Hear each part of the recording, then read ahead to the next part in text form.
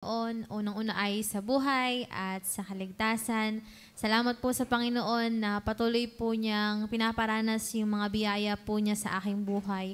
Ako po nagpapasalamat din sa Panginoon dahil patuloy po niya akong tinutulungan sa mga bagay na pinapahawak niya rin po sa akin. At ako po nagpapasalamat dahil ako po ay nakakapagpatuloy nga po sa paaralang pambiblia.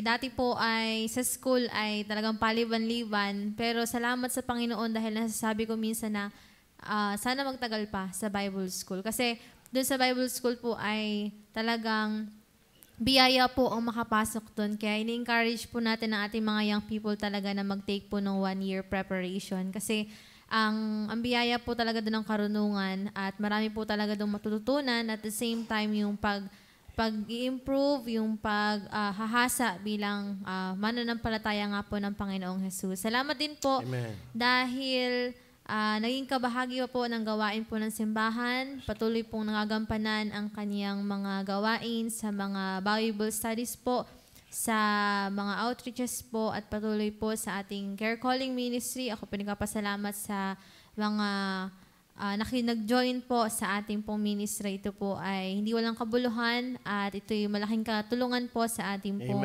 ministeryo. Kaya yung pong mga gusto pong sumali ay welcome po kayo na sumali sa ating pong Care Calling Ministry. At salamat sa Panginoon sa patuloy niya pong pag-iingat sa aking pong pamilya. Bagamat hindi nga po madalas, pero salamat sa Panginoon pag nagkikita-kita kami ng aking family ay talaga pong kumbaga parang miss na miss.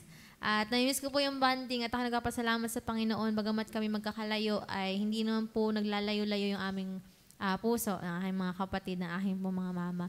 At salamat dahil ang aking po mama ay patuloy po na nakakapanood po ng gawain po dito through live stream po at patuloy na pinapanalangin na sana po ang aking family po ay makita ko rin sa ating crowd or sa ating audience. Salamat po sa Panginoon sa kanya pong kabutihan po sa akin, sa mga tinuturo po niya sa akin, sa mga ako po ay limitado, ako po ay talagang natututo, ako po ay patuloy pong naway turuan pa ng Panginoon sa gawain niya po. At yun po, papurihan po ang Panginoon. Amen.